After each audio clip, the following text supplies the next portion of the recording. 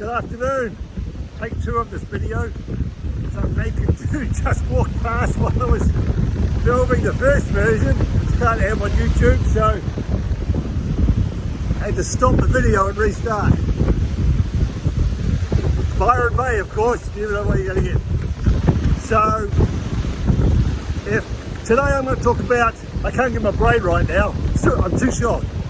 Today I'm going to talk about red light, blue light, UV light, vitamin D in the cold. So if you're interested in any of those, push on through the musical interval and we'll get into it.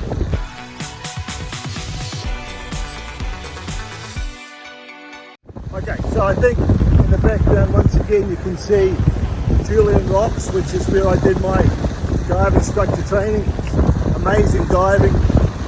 It's a national marine park, so lots of incredible fish life, including leopard sharks and grey nurse sharks. But it's not the only amazing rock down here, and some of the other amazing rock down here is the obsidian, the black obsidian rock, which lies underneath the earth and around the Byron area, and it's said to have amazing regenerative and restorative powers. I don't know, I just know that I feel really good in this area. It's much like the energy vortexes, or is it vortices, I don't know, around Sedona in Arizona. People always told me I should go to Sedona and how amazing it was, but when I was younger I was always looking for the action. I didn't think it was going to be much extreme action in Sedona, so I never went. And then about 6 years ago I was meant to be going to a wilderness medicine conference in Whistler in Canada. I think that was early February, but over the Christmas period I'd taken my 2 daughters to Vanuatu and I got a coral cut which ulcerated on my leg right where my ski boot would be. So I thought that was going to make for a very unpleasant ski trip, so I decided I'd go somewhere else, and everybody said, right, you really do have to go to Sedona.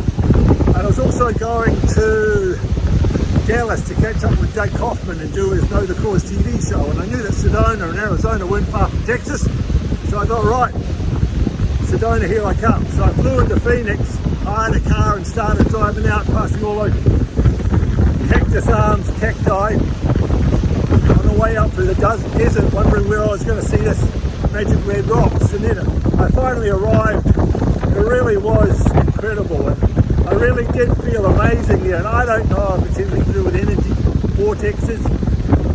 I just know how good I felt there. And I also got to spend 2 days with an Apache elder who took me out in the desert and taught me about wild foods the Apache used to eat and survive on, and how they lived, how they used plants and animal oils to protect their skin from the sun. And it really has taught me a lot about how to get the benefit of the sun but avoid any of the damage from the sun. And today I wanted to talk about the benefit of the sun.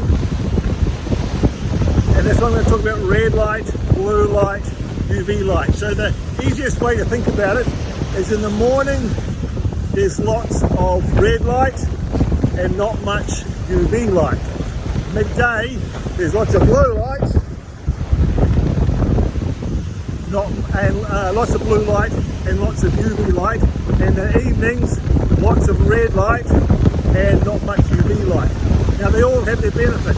The red light in the mornings and the evenings, and it's red because when the sun is low in the sky, the sun is furthest from the earth, and that means a lot of the blue light from the sun gets blocked when the sun is the furthest from the earth. Whereas when midday, when the sun is highest, it's closest to the earth, and not much of the blue light gets blocked, which is why the sky is blue and not red. So the red light in the mornings and the evenings interacts with our retina, gets converted from a light signal into an electrical signal, which then goes to our brain and stimulates our pineal gland, melatonin, etc., mitochondria, etc., and we'll talk about that on subsequent videos. But that's the real benefit of the red light. Blue light, and I talk a lot about the bad effects of blue light, but that's when blue light is isolated and not part of the sun spectrum. When blue light is part of the sunset spectrum, it has massive benefits. It's antimicrobial, so that's why if you've got an infected wound, you want to get out into that midday sun. It'll help kill the infection. And blue light also wakes us up, tells us to be alert, because it's midday when we should be out being productive. And it's also high in UV light. And UV light is what produces vitamin D in our tissues, in our skin. There's three sorts of UV light. There's UVA, UVB and UVC. Now UVC doesn't make it through our atmosphere, but UVA and UVB do. And when we put on sunscreen, it just blocks the UVB light, not the UVA. And in another video I'll talk about what might be the consequences of just blocking one of the just blocking the UVB and not the UVA. But you want to get some UV light because that's what produces our vitamin D. Now I was going to show you a trick with this stick that I've been carrying along, because I was going to show you how you can use a shadow to tell whether or not you're going to be getting adequate levels of UV light to produce vitamin D. But the sun's gone behind a cloud, so my demonstration is not going to work. So the trick is though that if the shadow cast by the stick is shorter than the stick, then the sun is high in the sky and there will be lots of UVB light around. If the shadow is longer than the stick, then the sun is too low and there's probably not going to be much UVB. And you want the UVB to produce the vitamin D. When you block, the problem with wearing clothes and sunscreen is that you're not going to get the production of that invaluable vitamin D. So that's why you do want to get some vitamin D and some UVB light at midday without getting sunburned. Do not get sunburned. And I use a special set of oils that I use to protect my skin from any damage from the sun, but still getting the benefit of that light spectrum. So that's the key thing. We want full spectrum light. You want the morning light to get the mitochondrial pineal gland benefits, the brain benefits, and you want the UV, the midday light, to get the benefit of the UVB, making vitamin D, and the antimicrobial effects, the energy benefits. Full spectrum sunlight is one of the keys to health, as are seasonal. You need to understand the change in the seasons, and we'll do that a video on that next week, because the father of medicine, Hippocrates, even said that part of medicine is understanding changes in the seasons. Last thing I want to talk about was the cold, and I'm going to have a swim after I've done this video. And people always ask me, how long should I stay in the cold water to get a benefit?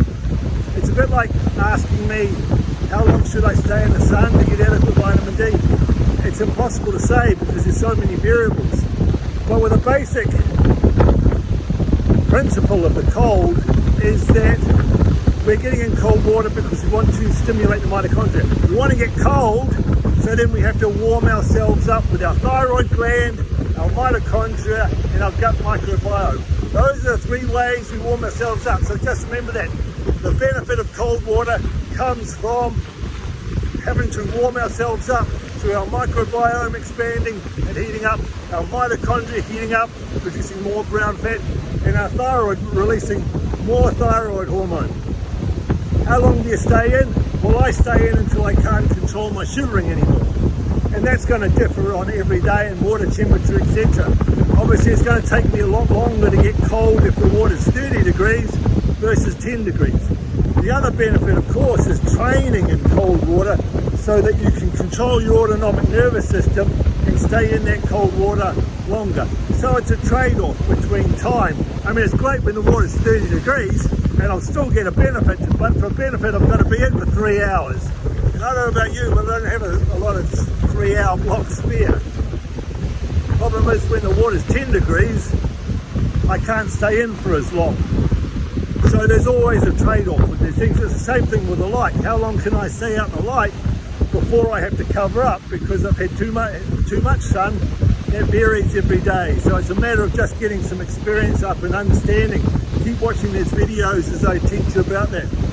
So next week I'll talk about how seasons influence our health and what we need to do with different seasons, including from a yogic perspective as well.